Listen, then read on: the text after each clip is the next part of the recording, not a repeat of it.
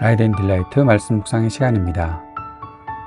거룩하신 아버지 하나님, 오늘도 우리가 주님을 기억하고 주님과 함께 동행할 수 있도록 인도해 주니 감사와 찬양을 드립니다. 십자가의 길을 걸으시며 끝까지 사랑을 놓지 않으신 주님을 바라봅니다.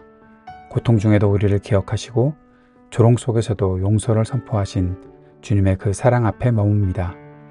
회개하는 강도에게 낙원을 약속하신 그 주님의 은혜가 오늘도 우리 안에 있기를 간절히 구합니다. 우리 마음속에 있는 교만과 무관심을 씻어주시고 주님의 십자가 앞에서 겸손히 엎드리도록 인도하여 주옵소서. 십자가 앞에서 주님의 그 끝없는 자비와 사랑을 오늘 우리 마음속에 담아내게 하시고 오늘도 주의 말씀을 듣고 묵상하며 주님 말씀대로 살아가는 우리가 되게 하여 주옵소서. 예수님 이름으로 기도드립니다. 아멘. 오늘은 누가복음 23장 26절에서 43절까지의 말씀을 함께 읽고 묵상하겠습니다. 누가복음 23장 26절에서 43절까지의 말씀입니다. 이제 그들이 예수님을 끌고 가는데 마침 시몬이라는 어떤 키레네 사람이 시골에서 오고 있었다. 그들은 시몬을 붙잡아 그에게 십자가를 매게 하고 예수님 뒤에서 지고 가게 했다. 백성과 여자들이 큰 군중을 이루어 예수님을 따라가고 있었다. 여자들은 예수님 일로 가슴을 치며 슬피 울고 있었다. 예수님이 여자들 쪽으로 몸을 돌려 말씀하셨다. 예루살렘의 따님들, 나를 두고 울지 마세요. 오히려 그대들 자신들을 두고 또 그대들 자식들을 두고 오세요. 보세요. 사람들이 이렇게 말할 날이 오고 있기 때문입니다. 복 있습니다. 아이 갖지 못하는 여자들, 아이나 본 적 없는 아기집, 전 먹여 본 적 없는 가슴이. 그때 사람들이 이렇게 말하기 시작할 겁니다. 산들에게는 우리 위로 무너져 내려라. 또 언덕들에게는 우리를 덮어버려라. 그 까닭은 사람들이 푸르른 나무에 이런 일을 한다면 마른 나무에는 무슨 일이 일어나겠는가 해서지요. 나쁜 짓을 저지른 다른 두 사람도 예수님과 함께 처형당하게 되어 끌려가고 있었다. 해골이라 하는 곳에 이르렀을 때 거기서 그들은 예수님을 십자가에 못 박아 매달았다. 나쁜 짓 저지른 사람들도 그렇게 했는데 한 사람은 오른쪽에 또 다른 한 사람은 왼쪽에 매달았다. 예수님이 말씀하셨다. 아버지, 저 사람들을 용서해 주십시오. 저들은 자기들이 무슨 일을 하고 있는지 알지 못하니 말입니다.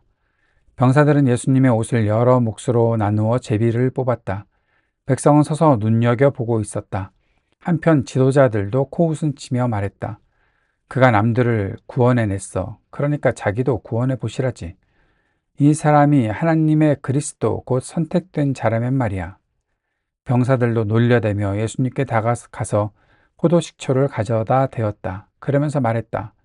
바로 당신이 유대아 사람들의 임금이라면 당신 자신이나 구원해 내봐. 예수님 위쪽에 유대아 사람들의 임금이 이 사람이다 라고 적어놓은 표시판이 있었다. 나쁜 짓을 저질러 매달린 사람들 가운데 하나가 예수님을 모독하며 말했다. 바로 당신이 그리스도 아니요. 당신 자신과 우리를 구원해 내보시오. 그러자 나쁜 짓 저지른 다른 사람이 그 말을 받아 나무라며 말했다. 내 놈은 같은 형벌을 받고 있다고 해서 하나님도 두려워하지 않느냐. 우리야말로 벌 받을 것이 정당하지. 우리가 저지른 짓에 마땅하게 받는 것이니까. 하지만 이분은 어긋난 일이라고는 아무것도 하지 않으셨다. 그리고 말했다. 예수님, 저를 기억해 주세요. 예수님 나라에 들어가실 때 말입니다. 예수님이 그에게 대답하셨다. 아멘, 그대에게 말합니다. 오늘 나와 그대는 낙원에 있을 것입니다. 오늘 본문에서는 예수님께서 십자가를 지고 가시는 장면, 그리고 십자가에 못 박히셔서 매달리시게 된 그 장면과 그 안에서 있었던 일들이 기록되어 있습니다. 예수님이 지고 가셨던 십자가는 굉장히 무거운 것이었습니다. 단지 무거운 것 때문만이 아니라 예수님께서 그것을 지고 가실 만한 힘이 없으신 거죠. 왜냐하면 밤새도록 신문을 받으시고 또 십자가를 지기 직전에 엄청난 채찍질을 당하셨기 때문에 예수님은 굉장한 출혈을 겪고 계셨던 것입니다. 그래서 이제 지칠 대로 지친 예수님께서 십자가를 지고 간다는 것 자체가 너무나 어려운 일이 되었던 거죠. 그때 키레네 사람 시몬이 시골에서 오고 있었는데 명절을 지키러 오고 있었던 것 같습니다. 굉장히 먼 거리에서 왔던 사람이죠. 근데 그 사람을 붙잡아서 예수님의 십자가를 대신 매게 하고 예수님 뒤에서 지고 가게 하는 장면이 있었습니다. 이 사람의 가족이 결국 예수님을 따르는 그리스도의 제자된 삶을 살아가게 된다. 그리고 복받은 인생이 된다라는 것은 나중에 성경을 통해서 또 역사의 일들을 통해서 우리가 알 수 있습니다. 그렇게 고통스러운 길을 가고 계셨던 예수님이 고통 중에 울고 있는 여인에게 말씀하시는 거죠. 나를 두고 울지 말아라. 나를 위해 울지 말아라. 너희와 너희 자녀들을 위하여 울어야 한다. 예수님은 자신을 보는 것보다 백성들을 위해서 그들의 상태를 더 깊이 바라보시면서 그 절망의 상황에서도 그 고통의 상황에서도 여전히 타인을 향해 그 관심을 두고 계십니다. 고난을 당할 때 어떻게 해야 이렇게 타인을 위한 마음을 끝까지 잃지 않을 수 있을까? 그런 생각을 해보게 됩니다. 우리의 삶 속에서 끝까지 타인을 위하는 삶, 사실 그것이 교회와 그리스도인의 삶이 되어야 하는 거죠. 그리스도를 믿는다는 것은 자기 중심의 시선을 다른 사람들에게 돌릴 수 있는 그런 마음을 가지고 살아가는 것, 그것이 믿음의 길인 것을 오늘 예수님을 통해서 우리가 보게 됩니다.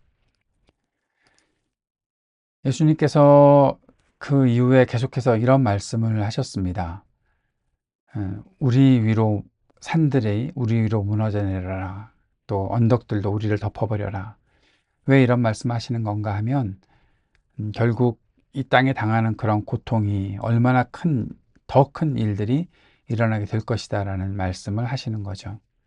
그런데 이때 예수님과 함께 처형장으로 끌려가고 있었던 사람들이 있었습니다. 바로 두 사람의 강도였죠. 자, 그리고 예수님과 함께 이제 그들이 다 십자가에 못 박혀서 매달리는 장면이 나타나 있습니다. 십자가 위에서 죄인들과 함께 처형당하시는 것 자체가 예수님께는 엄청난 수치일 것입니다. 십자가 자체는 저주받은 죽음이고 또 그것을 그 처참한 광경을 본다는 것 자체가 참 저주스러운 일인데 그런데 그 속에서 사람들은 계속해서 예수님을 조롱하고 있습니다. 예수님께서 둘러 가지고 오셨던 그 옷 자체도 겉옷도 다 여러 몫으로 나누어서 제비 뽑히는 그런 일들. 물론 이것도 다 성경의 말씀들을 성취해내는 일들이었죠. 병사들이 예수님을 계속해서 놀리고 포도식초를 가져다 대서 예수님의 그 고통을 조금이라도 덜 수 있게 하려고 했지만 다시는 포도에서 난 것을 마시지 않겠다고 말씀하셨던 예수님의 그 약속을 지키면서 예수님은 그것을 드시지도 않았죠. 사람들은 예수님께 계속해서 조롱합니다. 너나 구원해봐라. 너나 구원해봐라. 다른 사람들 구원한다면서 왜 너는 우리를 구원하지 못하냐? 그런 식으로 할 때 예수님께서는 그들을 위해서 기도하셨죠. 저 사람들을 용서해 주십시오. 자기들이 무슨 일을 하고 있는지 알지 못하는 저 사람들 용서해 달라는 그런 기도를 하십니다. 억울함을 당하고 고통을 당하면서도 예수님은 끝까지 용서의 기도를 드리십니다. 우리는 어떻게 반응할까요? 억울함과 고통 속에서 복수하려고 하고 또 거기서 더 분을 내거나 화를 내는 일들이 우리들에게 있는 것은 아니었는지 한번 돌아보게 됩니다.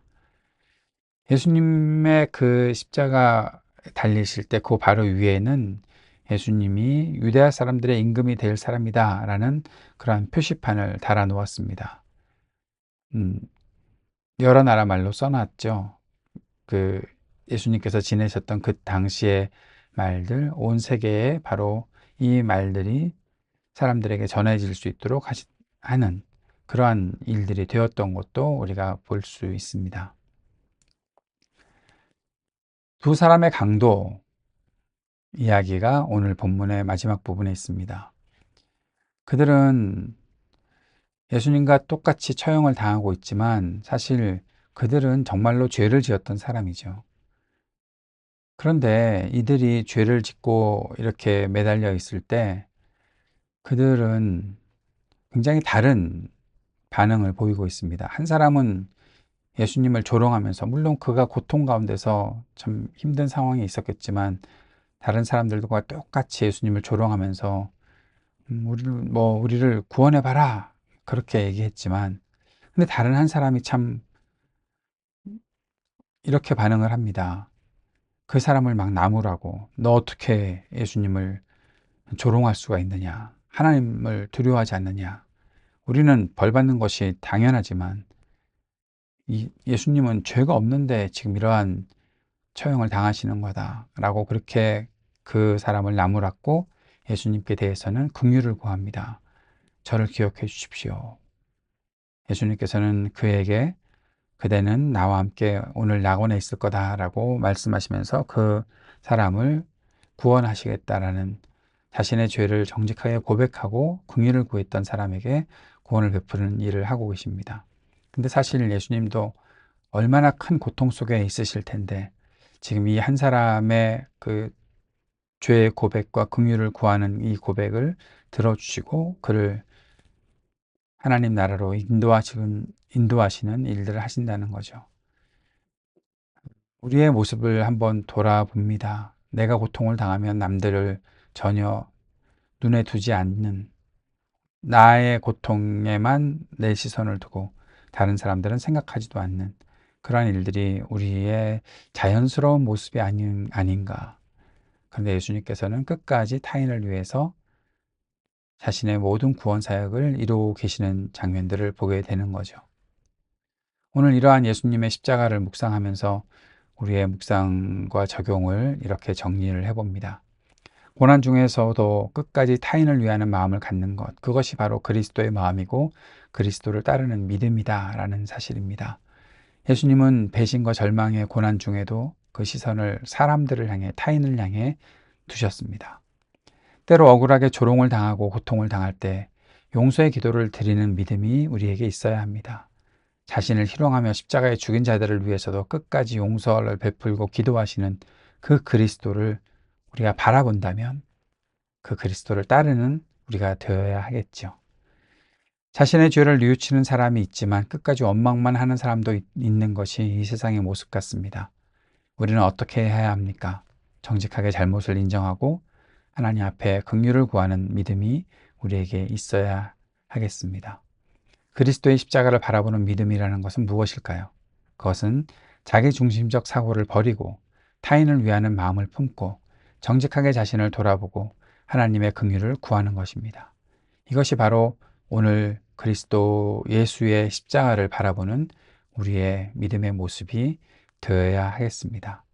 오늘 이 말씀 앞에서 우리 주님 앞에 간절히 기도하며 주님, 우리도 기억해 주십시오 라고 그렇게 주님의 긍휼을 구하는 우리 모두가 될 수 있기를 바랍니다. 주님께서 가르쳐 주신 기도 함께 드리겠습니다. 하늘에 계신 우리 아버지, 아버지의 이름을 거룩하게 하시며 아버지의 나라가 오게 하시며 아버지의 뜻이 하늘에서와 같이 땅에서도 이루어지게 하소서. 오늘 우리에게 일용할 양식을 주시고 우리가 우리에게 잘못한 사람을 용서하여 준 것 같이 우리 죄를 용서하여 주시고 우리를 시험에 빠지지 않게 하시고 악에서 구하소서. 나라와 권능과 영광이 영원히 아버지의 것입니다. 아멘.